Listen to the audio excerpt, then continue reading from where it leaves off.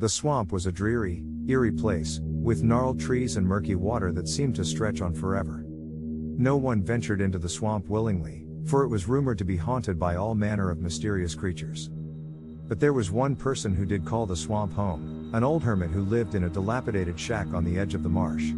He was a strange, reclusive man, rarely seen by anyone and shrouded in mystery.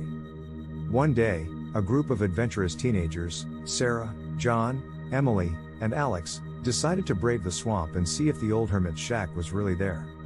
As they slogged through the muck and mire, they couldn't shake the feeling that they were being watched. Finally, they came upon the ramshackle structure, and they knocked on the door tentatively. There was no answer, but they could hear someone moving inside. One of the braver teens, Alex, pushed open the door, and they were confronted with a sight that sent chills down their spines. The old hermit was standing there, covered in mud and muck, with wild eyes staring into the distance. As they scanned the room, they noticed a strange insignia carved into the wall, a symbol that seemed to radiate an otherworldly power. The old hermit seemed to be in a trance, muttering to himself and tracing the symbol with his finger. The teens tried to back out of the room quietly, but they were too late. The old hermit snapped out of his trance and lunged at them, his eyes blazing with a mad intensity. Before he reached them, there was a loud clap of thunder and the room was suddenly plunged into darkness. When the lights came back on, the old hermit was gone. They fled the shack, their hearts pounding in their chests. But as they made their way back through the swamp, they couldn't shake the feeling that they were being followed.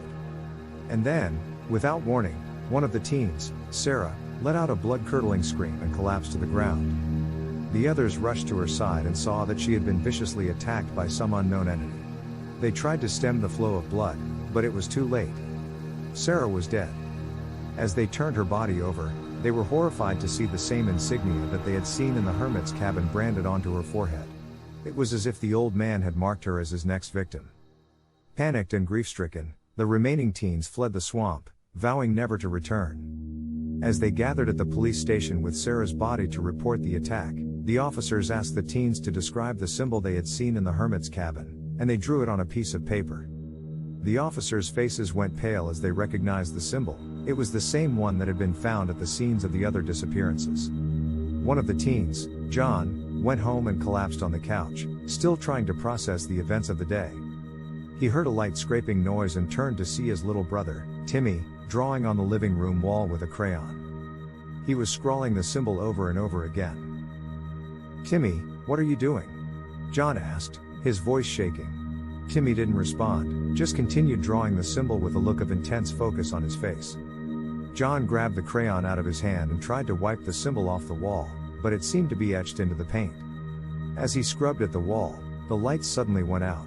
John froze, his heart racing. He could hear Timmy breathing heavily next to him, but he couldn't see him in the darkness. "Timmy, are you okay?" John asked, trying to keep the fear out of his voice. There was no response. All of a sudden, the lights came back on. As John's eyes adjusted to the brightness, he made a realization. Timmy was gone. Just as the old hermit had disappeared from the cabin in the swamp.